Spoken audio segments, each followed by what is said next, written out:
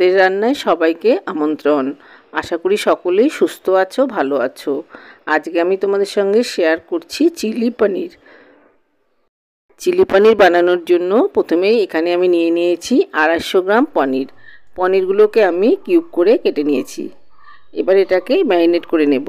দিয়ে দিলাম 1 চামচ সয়া সস, দিয়ে দিচ্ছি 1 চামচ রেড চিলি পাউডার, দিয়ে দিচ্ছি 1 চামচ আদা বাটা, এরপর দিয়ে দিচ্ছি 1 চামচ রসুন বাটা, এরপর দিয়ে দিচ্ছি 1 চামচ টমেটো কেচাপ, এবার দিয়ে দিচ্ছি 1 চামচ লবণ। লবণের পরিমাণটা একটু কমও দিতে পারো। এবার দিয়ে দিচ্ছি 1 চামচ সাদা গোলমরিচের গুঁড়ো,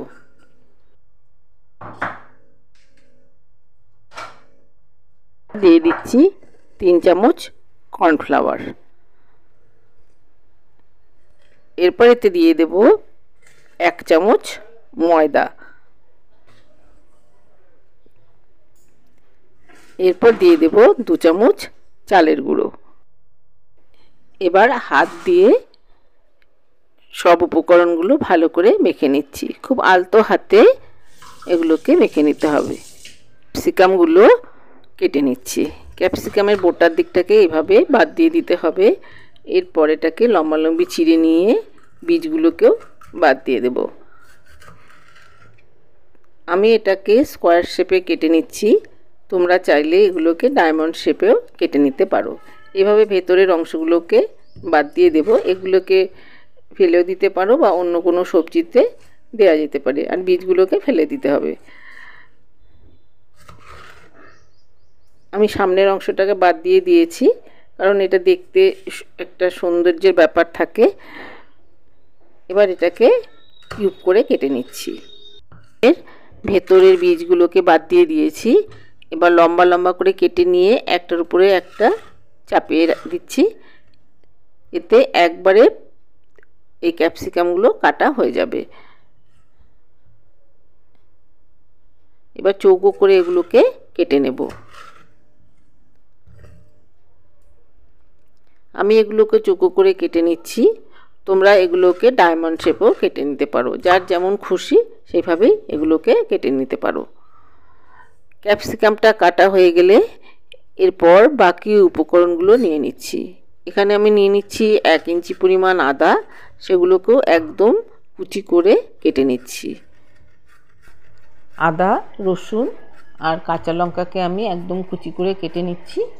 আর ক্যাপসিকাম, পেঁয়াজটাকে কিউব করে কেটে নিচ্ছি। এখানে তোমরা লাল, হলুদ ক্যাপসিকামও ব্যবহার করতে পারো। এগুলো না ব্যবহার করলেও কোনো অসুবিধে নেই, এতে স্বাদের কোনো তারতম্য হবে না। দেখার সৌন্দর্যের জন্য এটা ব্যবহার করা যেতে পারে। স্প্রিং অনিয়ন থাকলেও এখানে ব্যবহার করা যেতে পারে। আমার কাছে নেই, তাই আমি ব্যবহার করছি না। তোমাদের কাছে থাকলে অবশ্যই ব্যবহার করবে। লঙ্কাগুলোকেও আমি একদম কুচি করে কেটে নিলাম। 6 কোয়া রসুন নিয়েছি, সেগুলোকেও একদম ছোট ছোট করে কেটে নিচ্ছি। এটাকে যতটা সম্ভব ঝুরি করে কেটে নেওয়া যায় ততটাই এটাকে কেটে নিতে হবে।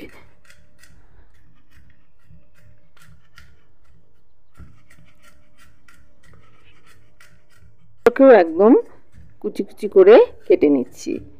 আদাটাকেও আমি একইভাবে এভাবে চপ করে রেখে দিয়েছি।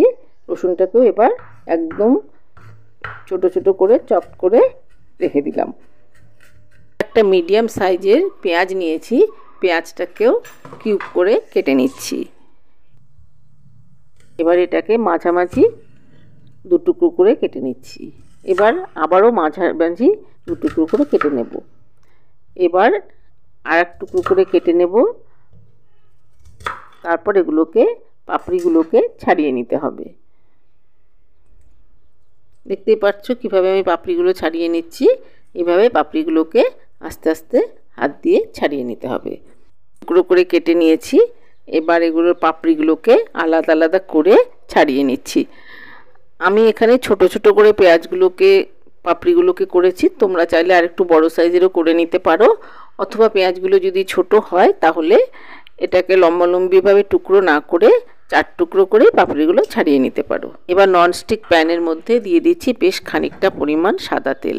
তেল ভালো করে গরম হয়ে গেলে পনিরের টুকরোগুলো এর মধ্যে দিয়ে দিচ্ছি। গ্যাসের ফ্লেমটা মিডিয়ামেই রেখেছি। পনিরের টুকরোগুলোকে একটু ফাঁকা ফাঁকা করে দিয়ে দিতে হবে, যাতে একটার গায়ে একটা লেগে না যায়, সেই দিকে খেয়াল রাখতে হবে। গ্যাসের ফ্লেমটা মিডিয়াম টু লোতে রাখতে হবে, না হলে পনিরগুলো পুড়ে যেতে পারে। মিডিয়াম টু লো ফ্লেমে পনিরের টুকরোগুলো ভেজে নিচ্ছি। দেখতেই পাচ্ছ আস্তে আস্তে এগুলোকে উল্টে দিচ্ছি। খুব সাবধানে এগুলোকে উল্টে দিতে হবে, যাতে এর গা থেকে কোটিংগুলো খুলে না যায়, সেদিকেও খেয়াল রাখতে হবে। এই পনিরের টুকরো ভাজতে খুব বেশি সময় লাগে না, 2-3 মিনিটেই এগুলো ভাজা হয়ে যাবে। এবার এগুলোকে তুলে একটা পাত্রের মধ্যে রেখে দিচ্ছি। সব পনিরের টুকরোগুলো এইভাবে ভেজে তুলে নিচ্ছি। এবার ওই একই প্যানের মধ্যে বাকি উপকরণগুলো যোগ করে দেব। 1 চামচ কর্নফ্লাওয়ার নিয়ে নিচ্ছি। এই কর্নফ্লাওয়ার সামান্য একটু ঠান্ডা জল দিয়ে গুলে একপাশে রেখে দেব। এটা পরবর্তীকালে কাজে লাগবে। এটা কি কাজে ব্যবহার করব সেটা আমি পরে দেখিয়ে দিচ্ছি, ভিডিওটা দেখতে থাকো। সামান্য জল দিয়ে গুলে রেখে দিচ্ছি। এবার পনিরটা আমার ভাজা হয়ে গেছে। ওই একই তেলের মধ্যে দিয়ে দিলাম রসুন কুচি আর আদা কুচি। রসুন কুচি আর আদা কুচিটা খুব ভালো করে ভেজে নিতে হবে। এটাকে 2-3 সেকেন্ড সময় ধরে ভালো করে ভেজে নিয়ে এরপর এতে দিয়ে দিচ্ছি ডুমো করে কেটে রাখা পেঁয়াজ আর ক্যাপসিকামের টুকরো। লো ফ্লেমে 2-3 মিনিট সময় ধরে এগুলোকে ভালো করে ভেজে নিতে হবে। ক্যাপসিকাম আর পেঁয়াজ খুব বেশি ভাজা যাবে না, তাহলে এর যে ক্রাঞ্চিনেসটা আছে সেটা চলে যাবে। সেই জন্য খুব কম সময় ধরে এগুলোকে ভেজে নিচ্ছি। এরপর এতে দিয়ে দিচ্ছি রেড চিলি সস 3 চামচ, টমেটো সস 1 চামচ, সয়া সস 1 চামচ। সব সসগুলোকে ভালো করে একটু কষিয়ে নেব। এখানে আমি জলের ব্যবহার করিনি। জলের ব্যবহার না করার ফলে একটা স্মোকি ফ্লেভার পাওয়া যাবে। পর 2 সেকেন্ড সময় ধরে একটু ভেজে নিতে হবে। ডাইরেক্ট এই সসগুলো দিয়ে ভেজে নিলে একটা স্মোকি ফ্লেভার পাওয়া যায়, এতে খেতে ভালো লাগে আর রেস্টুরেন্টের স্বাদটাও পাওয়া যায়। 2 সেকেন্ড সময় ধরে সসগুলোকে একটু ভেজে নিচ্ছি। এরপর এতে দিয়ে দিচ্ছি সামান্য একটু লবণ।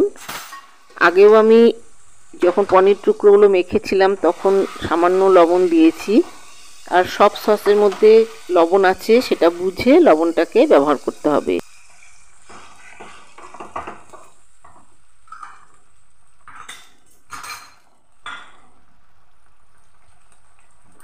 যে কর্নফ্লাওয়ারটা গুলে রেখেছিলাম সেটা এর মধ্যে দিয়ে দিচ্ছি। এরপর এতে দিয়ে দিচ্ছি আরও সামান্য একটু জল। বাটিটা ধুয়ে সেই জলটাও এর মধ্যে দিয়ে দিচ্ছি।